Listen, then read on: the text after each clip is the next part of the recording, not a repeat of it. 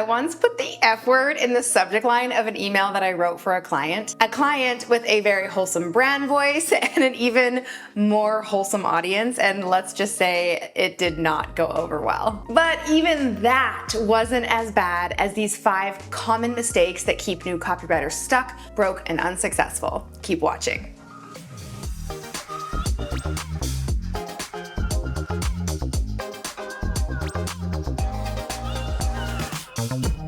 Hey Posse, what's up? It's Alex, and I am feeling a little spicy today, my friends. Lately, I've been seeing a lot of comments, or should I call them complaints, by new copywriters around the internet. Like, why is it taking so long to find a client when it's really only been like 2 months? Or, all I can find are stupid jobs writing social media captions or blogs, or clients that I really am not excited about. Or, well, they wouldn't pay me $80 an hour, so I told them no, I know my worth. And so many more things that honestly make me cringe a little. Now, you know I like to keep it real, so in this video, I gotta tell you some hard truths about making it as a copywriter today. And yes, some of these might sting like just a little bit, but this isn't to call anyone out or make you feel bad if you're guilty of any of these things. I mean, hey, in the beginning, it's all new and it's all scary, and it can be really easy to fall into these traps. I know I have done it a lot. I want nothing more than to see you succeed. That is why I started the Copy Posse. So please take this video as just a little loving kick in the butt to help you better understand the mistakes that are likely keeping your income capped at a certain level, working your butt off and not seeing any results, saying yes to unfulfilling or low-paying projects when you should be saying no, or worse, endlessly searching for clients without ever getting hired at all. So in this video, I share some common traps that you might be falling into, and then some mindset shifts and reframes to help you get to the next level. So let's dive in. Trap number 1, I call the shortcut slow down. Yes, this is a big one. Everyone wants to learn copywriting and get rich as fast as possible, right? And hey, that goes for just about everything. Everyone wants the easy button. Everyone wants to go to sleep tonight and, wake up tomorrow as a brand new copywriter and be rich and super successful working with their dream clients. So we do everything we can to find the shortcuts. Instead of reading the books, we read summaries of the books. Instead of taking that course or membership, we browse Reddit. Instead of doing the work and learning why copywriting is powerful, we use AI, and then we wonder why the heck it's not working out for us. Look, no one ever said that becoming a copywriter or building the business of your dreams is an overnight thing. If you think it is, your expectations need a bit of a reality check, or you just need to watch this whole video. And honestly, the cold truth is that in that time you're spending searching for the magic button, you could get way farther ahead by just doing the uncomfortable work. Yes, your search for shortcuts is slowing you down. Instead, use that time and effort to go deeper past the surface level stuff. You have to write bad copy before you can write good copy. I say that all the time. So read the books, take the courses, network at events, put yourself out there, join a copywriting community to get support and guidance. And what's amazing is that if you do those things, you can become a great copywriter faster than almost any other traditional career path. And I really, really believe that. In fact, I have students who have gone from $0 to $10,000 a month in as little as 6 months to a year, but it is because they did the work. They invested time, money, and energy into understanding good marketing, understanding good copywriting, storytelling, and branding, and all the things that make you a highly paid copywriter. And they did it right here. Yes, right here on my channel. That is exactly what I teach. So you are already in the right place. If you're not already part of the crew, you know what to do. Go ahead and subscribe below, and don't forget to hit that bell to be notified when my next video goes live. Now let's talk about trap number 2. I call it the DIY delay. So another common mistake is having what I call the lone wolf or the DIY mentality. Now listen guys, I get this one super deep because this was me for a really, really long time.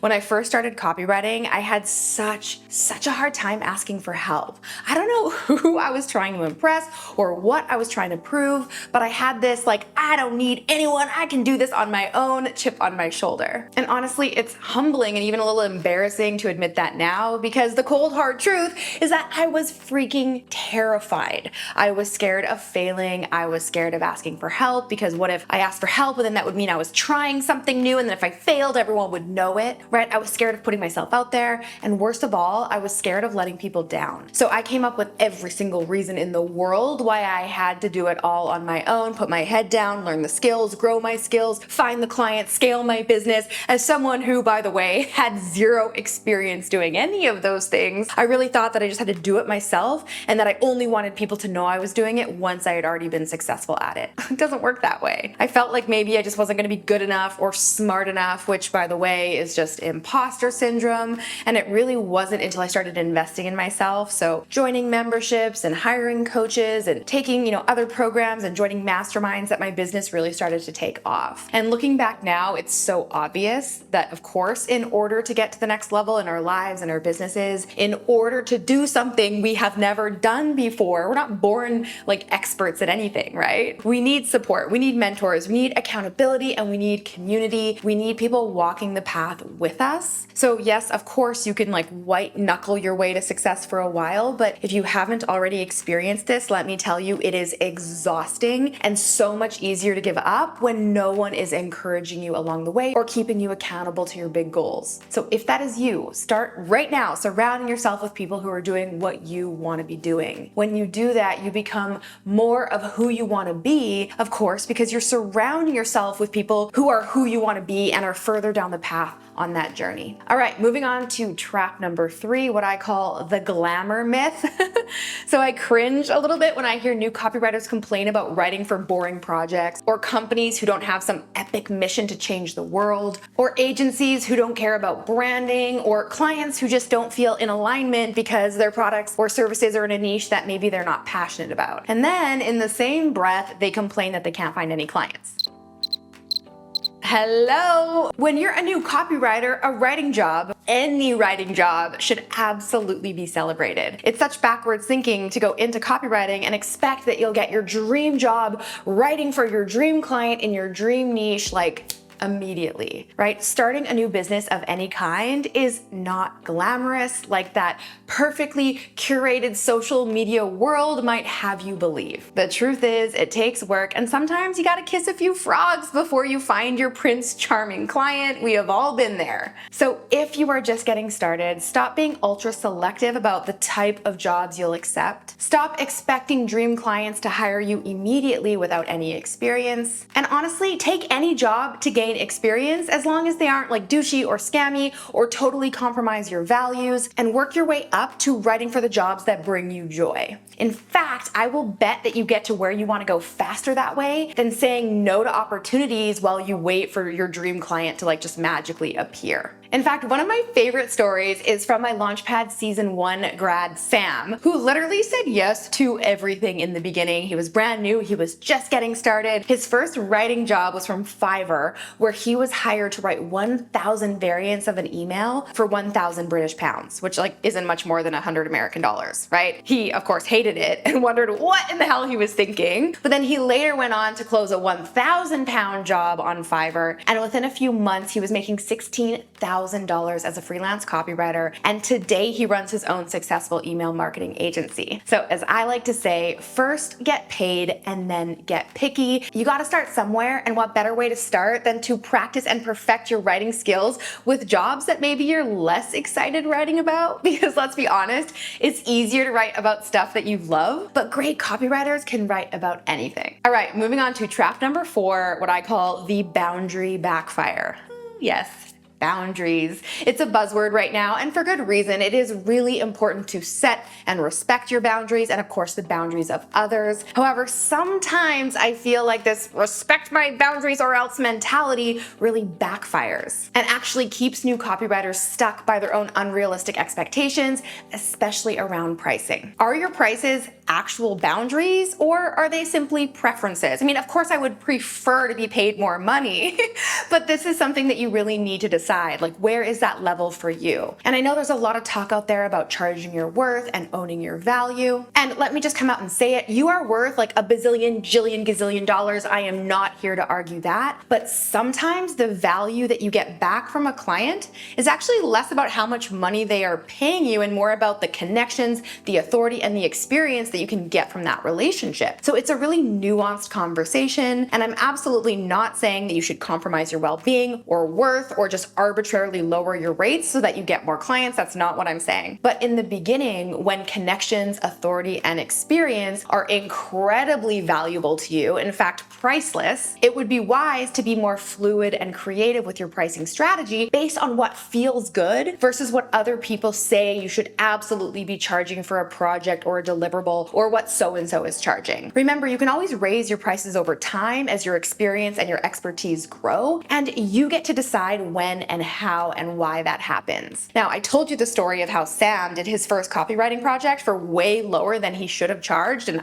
yes, I could have told him that, but he didn't know until he went and did the damn thing and learned that lesson. What irks me is when a new copywriter hears about another copywriter, say, making $1,000 a month for some email copywriting. That's just like some arbitrary number I threw out there. So they think that, okay, well, that's what I should charge then, no matter my level of experience, even if I'm brand new and just starting out. But it doesn't really work that way. Pricing is impacted by so many factors, including, yes, like I said, your experience and your expertise, but of course, it's also impacted by how badly you want to work with this particular client and how that relationship could open future doors for you. Listen, guys, I made $800 a month full-time as an intern at Mindvalley for the first, 6 months or so of my job there. I could have scoffed and rolled my eyes and walked away, but instead I said yes, and I did have some savings. So I'm not saying that I just went with it and that was going to be enough to live off of. I did have some savings saved up. So ultimately the decision is yours and you have to make a decision that you feel secure with. So I really want to, point that out. That is very important. So I said yes to the job, to the internship. I got promoted 3 times. And when I left the company, I was the creative director, making much, much, much more than $800 a month, not to mention the path that job and that internship led me down. So rather than quoting high, hardballing, or refusing to negotiate, which is not a good look, especially if you're brand new, think of your price as a starting point, a way to start a genuine conversation, and find a price that feels great for you both, no matter what everyone else is telling you. All right, now moving on to trap number 5, what I call the one-way highway. Come on,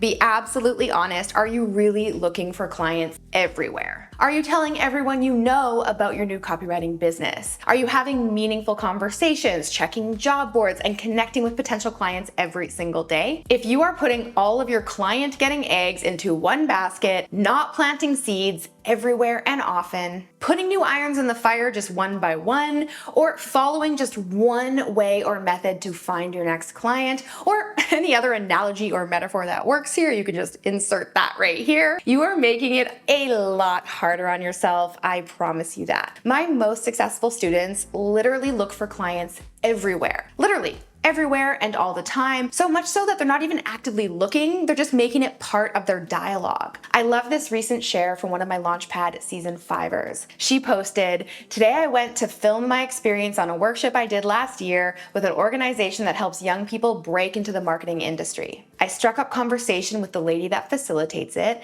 asked how it's going, that's key, and she revealed to me her pain point. It's hard to translate what we do and why it's important into words." Well, I told her, it gave me goosebumps. Well, I told her how much I enjoyed my time with them, that I'm in a copywriting course and I'd love to help. She seemed happy, but I genuinely thought she was just trying to be nice. When I was leaving, she reiterated that she'd get back to me on it. And another girl that was there asked me if I'm looking to collaborate with an art director. So moral of the story, Alex is right, obviously. She said that, not me. Just tell everyone you know. Let me tell you, it's copywriters with this mentality that hit $10,000 a month and more less than a year after starting. And the truth is that level of success is 1000% possible for you too if you stop falling into these traps that I talked about in this video, start planting seeds. And remember, there is not one right way to find clients. There is not one magical source where like all the best clients in the world hang out. I envision like there's like this secret place online where it's like only good clients hang out. That's not how it works. Different methods work for different people. And based on your personality type, there are countless strategies that you can try that will feel really good to you, right? Without having to do what everyone else says they do. Like if cold outreach isn't your thing, that's totally cool. You do not have to do it. I have so many students who don't use cold outreach to find clients. So if you want to discover how to find copywriting clients with more ease and confidence, I have something really, really fun for you to try out. My team and I actually created a new 30-second quiz that reveals your unique client attraction formula based on your personality type, hidden preferences, and secret strengths. And you can take this quiz right now for free at the link below. I cannot wait to hear about your results. Come back, comment below, and let me know what you got. I hope you enjoyed this little tough love session and that it was helpful for you on your search for clients. I will see you next week with a brand new video. Until then, I'm Alex. Ciao for now. All right, guys, if you enjoyed that video, make sure to check out the next one from me right here. And you can click right here to get a free gift.